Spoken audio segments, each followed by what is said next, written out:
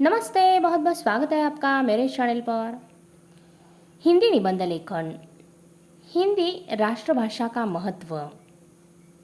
राष्ट्रभाषा का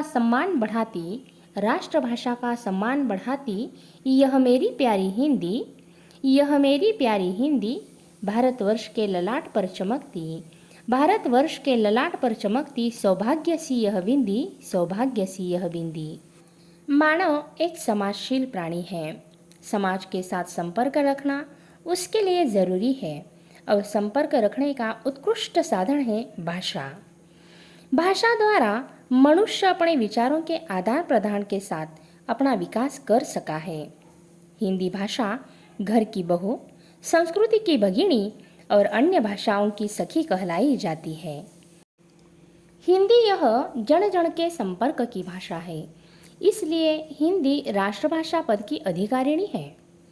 ऐ मेरी प्यारी सी हिंदी भारत के माथे की बिंदी, ऐ मेरी प्यारी सी हिंदी भारत के माथे की बिंदी, तूने ही भारत का गौरव बढ़ाया, राष्ट्रभाषा का सरताज पाया, राष्ट्रभाषा का सरताज पाया। कुछ तत्वज्ञ हिंदी को भारतवर्ष की बिंदी मानते हैं। हिंदी साहित्यिक दृष्टि से भी संपन्न है। सरलता, संक्षिप्तता, सुस्पष्टता आदि गुणों के कारण उसका उपयोग प्राचीन समय से ही किया जा रहा है। अन्य भाषाओं की तुलना में हिंदी की शब्द रचना सरल है, व्याकरण अर्थपूर्ण और नियमबद्ध है, उसकी लिपि देवनागरी है। उसकी सबसे बड़ी विशेषता यह है कि हिंदी भाषा में वैज्ञानिक, राजनीतिक, सांस्कृतिक तथा शैक्षणिक कार्य व्यवहारों की संचालन क्षमता है। इसीलिए हिंदी 14 सितंबर 1949 को राजभाषा के सिंहासन पर आसनस्थ हुई। प्रणाम करते हिंदी दिवस पर हम, प्रणाम करते हिंदी दिवस पर हम, राष्ट्र गौरव की यह माता, राष्ट्र गौरव की यह माता, इसके ज़रिए पढ़ते हैं हम, इसके ज़रिए पढ़ते हैं हम, सदियों की प्रबल गुणगाथा, सदियों की प्रबल गुणगाथा। तत्कालीन प्रधानमंत्री श्री देवेगौड़ा और श्रीमती सोनिया गांधी आदि नेताओं ने हिंदी का महत्व जानकर उसे सीखना जरूरी समझा।